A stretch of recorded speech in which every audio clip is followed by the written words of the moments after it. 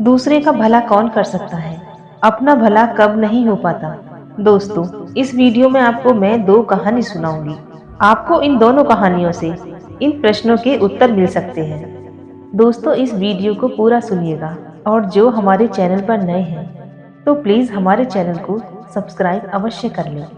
तो चलिए दोस्तों, कहानी शुरू करते हैं। किसी गांव में एक ऐसी स्त्री रहती थी जो मुद्दतों से बांझ थी। काफी उपचार करने के बाद भी उसे कोई संतान उत्पन्न नहीं हुई थी। वो हर दिन साधु महात्मा के पास जाती थी, टोना टोटका करने वाले के पास जाती थी। एक बार एक पाखंडी ने उस स्त्री से कहा कि यदि तुम मंगलवार की रात्रि को किसी के घर में आग लगा दो तो तुम्हारे घर में पुत्रों की प्राप्ति हो सकती है। उस स्त्री को पुत्रों की ऐसी सनक चढ़ी थी। उस पाखंडी के कहने पर उस स्त्री ने अपने पड़ोस के एक घर में आग लगा दी। रात का समय था, किसी को कुछ पता नहीं चला कि आग किसने लगाई।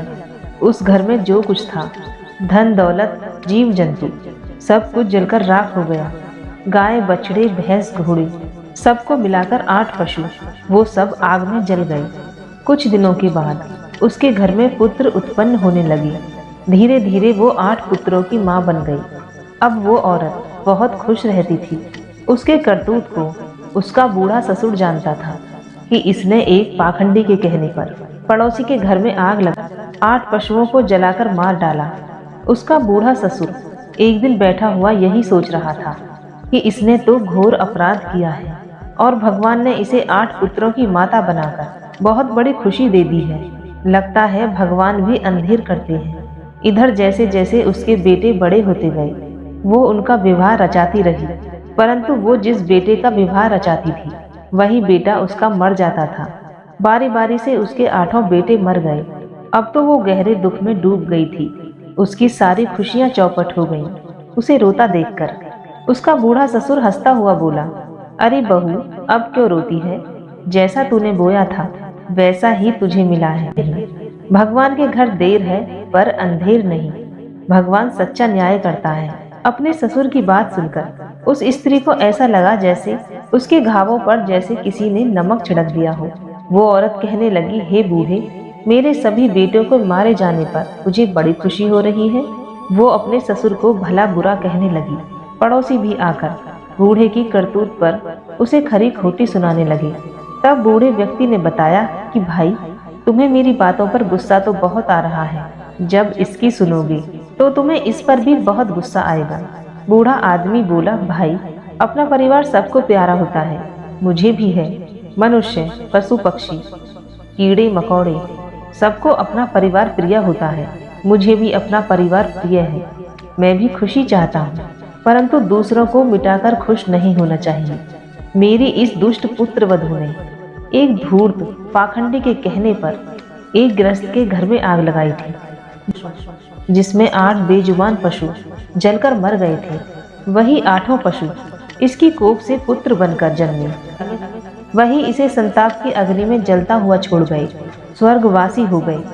किसी का बुरा करके कौन सुख से सोया है, और यदि सोया भी है तो कितने दिन तक। एक दिन परमात्मा की लाठी जब उस पर पड़ती है तो ब्याज सहित चुकाना पड़ जाता है। अगर आप दूसरों की खुशी छीन कर जीना चाहते हो तो ये आपकी सबसे बड़ी गलती है। अगर आप किसी को मिटाकर खुद बढ़ना चाहते हो तो आप अपनी मनसा में कभी सफल नहीं होंगे। खुशियां बांटकर तो खुशियां मिल सकती हैं, पर छीनकर कभी नहीं। परमात्मा सबको देख रहा है, सबके साथ वैसा ही होगा जैसा उसने किया है। परमात्मा के न्याय में थोड़ा विलंब जरूर होता है, पर भूल नहीं। ये तो कर्मों की खेती है, जो बोओगे वही उगेगा। औरों का बुरा करके कभी अपना भला नहीं होता। दोस्तों, अब बात करते हैं दूसरे प्रश्न की कि दूसरों का भला कौन कर सकता है। एक बात याद रखना, जिसका स्वयं का पेट बड़ा होता है वो कभी दूसरे के हित की बात नहीं सोच सकता। ऐसे ही आपको मैं छोटी सी कहानी सुनाती हूँ। किसी गांव में एक व्यक्ति ऐसा ही रहता था जिसके कोई संतान नहीं थी। उसने भी अनेक प्रयत्न किए अपनी संतान पाने के लिए, परीक्षा पूरी नहीं हुई। एक दिन देवर्षि नारद टहलते हुए उसके घर जा पहुंचे। उस व्यक्ति ने देवर्षि नारद से कहा, हे मुनिवर, आप तो भगवान के सबसे प्रिय भक्त हो। यदि आप कृपा कर दें तो मेरे घर में संतान सुख आ सकता है। नारद जी ने कहा, हाँ हाँ ठीक है, मैं भगवान से पूछकर वरदान अवश्य दूंगा। तो नारद मुनि भगवान विष्णु के पास गए और हाथ जोड़कर बोले, हे भगवान, धरती पर मैं एक गृहस्थ को वचन दे चुका हूँ, उसे एक पुत्र देना है। भगवान विष्णु कहने लगे, हे देवर्षि, तुम जिस गृहस्थ को पुत्र देने की बात कह रहे हो, उसके भाग्य में तो 7 जन्मों तक भी संतान सुख नहीं है। भला इस जन्म में संतान सुख उसे कैसे दिया जा सकता है। नारद जी लौटकर उस गृहस्थ के पास आए और बोले, भाई, मैंने भगवान विष्णु से जब आपके लिए पुत्र मांगा तो उन्होंने कहा कि आपको इस जन्म में तो क्या 7 जन्म में भी संतान प्राप्त नहीं होगी। नारद जी की ये बात सुनकर वो व्यक्ति बड़ा ही दुखी हो गया। नारद भी वहां से चले गए। उसी गांव में एक और तपस्वी साधु आया था। वो साधु भी बड़ा पहुंचा हुआ था। कई वर्षों से उसने अन्न ग्रहण नहीं किया था। वो महात्मा गली गली आवाज लगाते हुए घूम रहे थे, पुत्र ले लो, पुत्र ले लो। साधु की आवाज सुनकर वो व्यक्ति दौड़ा दौड़ा साधु के पास आया। वो व्यक्ति साधु के लिए खाना भी लाया। साधु ने उसकी 3 रोटियां खाईं और 3 पुत्र होने का वरदान देकर चला गया। कुछ समय बाद उस गृहस्थ के घर में 3 पुत्र पैदा हुए। उधर एक दिन नारद मुनि उसी गृहस्थ के घर पहुंचे। उन्होंने देखा जिसके भाग्य में 7 जन्म तक भी संतान नहीं थी, उसके घर में तो 3-3 पुत्र खेल रहे हैं। ये चमत्कार कैसे हो गया? नारद जी ने उस व्यक्ति से पूछा कि भाई, ऐसा कैसे हो गया? तब उसने बताया कि एक साधु जी के वरदान से मुझे 3 पुत्र प्राप्त हुए हैं। नारद जी ये सुनकर तमतमा उठे कि मैं एक पुत्र नहीं दे सका और दूसरा साधु इसे 3 पुत्र दे गया। लगता है भगवान भी झूठ बोलते हैं। अब तो नारद जी गुस्से में आग बबूला हो गए। सबसे ज्यादा गुस्सा उन्हें भगवान पर ही आ रहा था।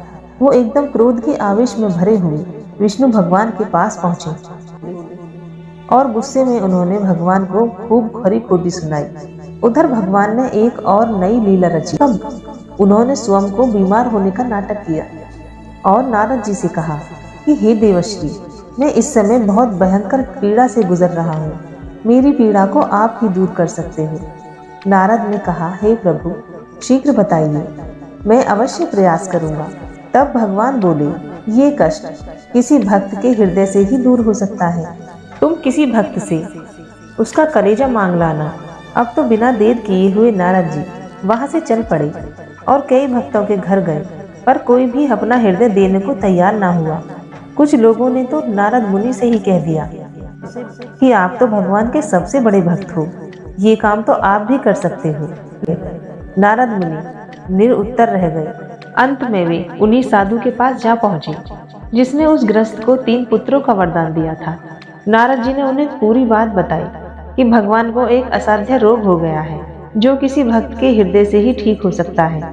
नारद जी की बात सुनकर वो बिना देर करे हुए वो महात्मा नारद जी के साथ चल पड़ा और भगवान के पास जाकर बोला, हे प्रभु, मैं आपकी सेवा में हाजिर हूँ।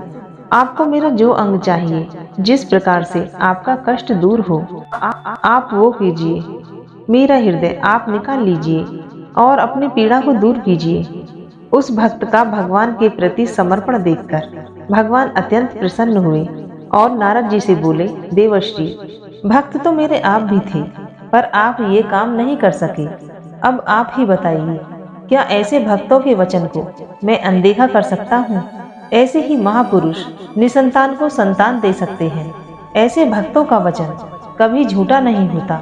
विधाता के लेख को भी इस प्रकार के महापुरुष ही बदल सकते हैं। दूसरों का भला वही कर सकता है जिसके रोग लोभ में भगवान बसते हैं, जो स्वयं निस्वार्थ भाव हो, जिनकी स्वयं की इच्छाएं नहीं हो। भगवान की बात सुनकर नारद मुनि बहुत शर्मिंदा हुए और भगवान से क्षमा मांगकर वहां से चले गए। दोस्तों, कहानी अच्छी लगी हो तो हमारे चैनल को सब्सक्राइब अवश्य कीजिएगा। मिलते हैं अगली वीडियो के साथ। तब तक के लिए धन्यवाद। नमस्कार।